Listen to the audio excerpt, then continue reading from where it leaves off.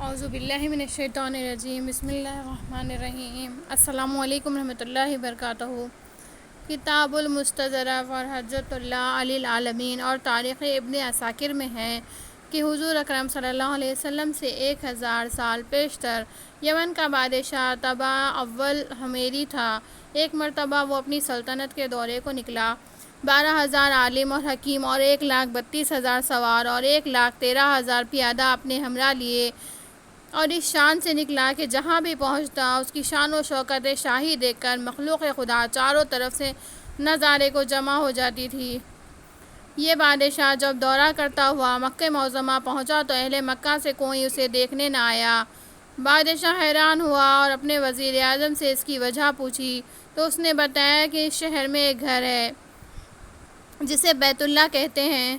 اس کی اور اس کے خادموں کی، جو یہاں کے باشندے ہیں، تمام لوگ بے حد تعظیم کرتے ہیں، اور جتنا آپ کا لشکر ہے اس سے کہیں زیادہ دور اور نزدیک کے لوگ اس گھر کی زیارت کو آتے ہیں اور یہاں کے باشندوں کی خدمت کر کے چلے جاتے ہیں۔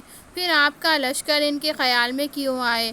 یہ سن کر بادشاہ کو غصہ آیا اور قسم کھا کر کہنے لگا، میں اس گھر کو کھدوا دوں گا اور یہاں کے باشندوں کو قتل کرواؤں گا۔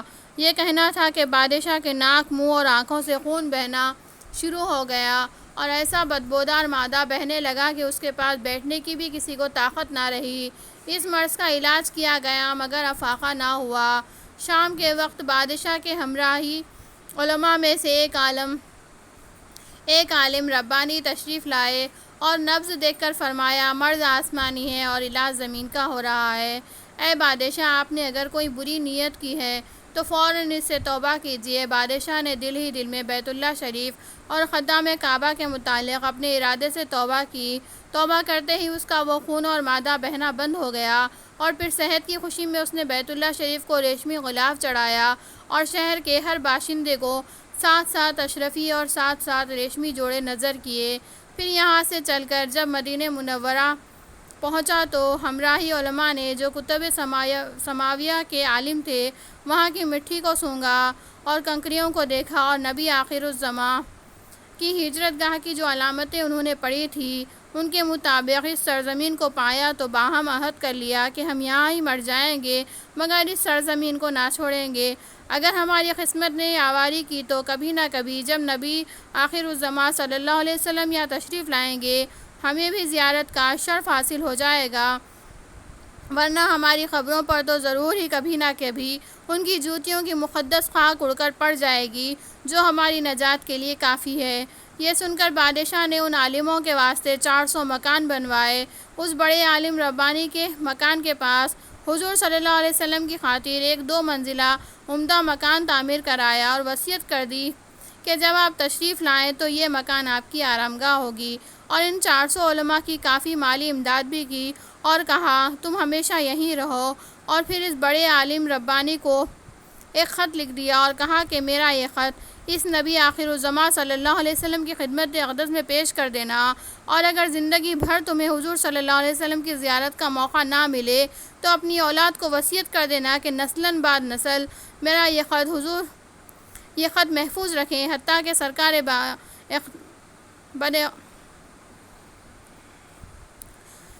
ابد اقرار صلی اللہ علیہ وسلم کی خدمت میں پیش کیا جائے۔ یہ کہہ کر بادشاہ وہاں سے چل دیا۔ وہ خط نبی کریم صلی اللہ علیہ وسلم کی خدمت میں 1000 سال بعد پیش ہوا۔ کیسے ہوا اور خط میں کیا لکھا تھا سنیے اور عظمت مصطفیٰ صلی اللہ علیہ وسلم کا اعتراف فرمائیے۔ خط کا مضمون یہ تھا، کم ترین مخلوق طبع اول حمیری کی طرف سے شافی المذنبین سید المرسلین محمد رسول اللہ صلی اللہ علیہ وسلم، اما بعد۔ اے اللہ کے حبیب، میں آپ پر ایمان لاتا ہوں اور جو کتاب آپ پر نازل ہوگی اس پر بھی ایمان لاتا ہوں، اور میں آپ کے دین پر ہوں، پس اگر مجھے آپ کی زیارت کا موقع مل گیا تو بہت اچھا و غنیمت، اور اگر میں آپ کی زیارت نہ کر سکا تو میری شفاعت فرمانا اور قیامت کے روز مجھے فراموش نہ کرنا۔ میں آپ کی پہلی امت میں سے ہوں اور آپ کے ساتھ آپ کی آمد سے پہلے ہی بیعت کرتا ہوں۔ میں گواہی دیتا ہوں کہ اللہ ایک ہے اور آپ اس کے سچے رسول ہیں۔ شاہ یمن کا یہ خط نسلاً بعد نسل ان 400 علماء کے اندر حرز جان کی حیثیت سے محفوظ چلا آیا، یہاں تک کہ 1000 سال کا عرصہ گزر گیا۔ ان علماء کی اولاد اس کثرت سے بڑھی کہ مدینہ کی آبادی میں کئی گنا اضافہ ہو گیا، اور یہ خط دست بدست مائع وصیت کے اس بڑے عالم ربانی کی اولاد میں سے حضرت ابو ایوب انصاری رضی اللہ تعالیٰ عنہ کے پاس پہنچا، اور آپ نے وہ خط اپنے غلام خاص ابو لیلٰ کی تحویل میں رکھا۔ اور جب حضور صلی اللہ علیہ وسلم مکہ معظمہ سے ہجرت فرما کر مدینہ منورہ پہنچے اور مدینہ منورہ کی الوداعی گھاٹی منشیات کی گھاٹیوں سے آپ کی اونٹی نمودار ہوئی،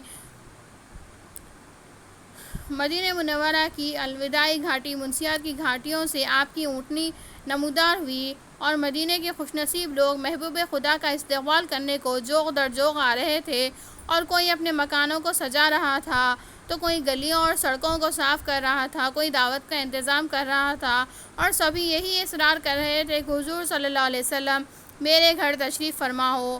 حضور صلی اللہ علیہ وسلم نے فرمایا کہ میری اونٹنی کی نکیل چھوڑ دو، جس گھر میں یہ ٹھہرے گی وہیں اور بیٹھ جائے گی، وہیں میری قیامگاہ ہوگی۔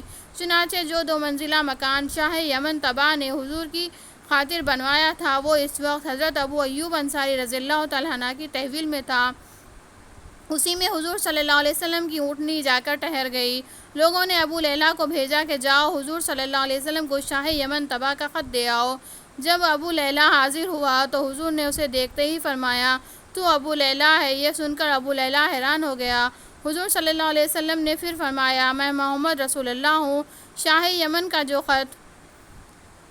جو میرا خط تمہارے پاس ہے، لاؤ وہ مجھے دو۔ چنانچہ ابو لیلٰ نے وہ خط دیا، اور حضور نے پڑھ کر فرمایا، سالہ بھائی طبع کو آفرین و شاباش ہے۔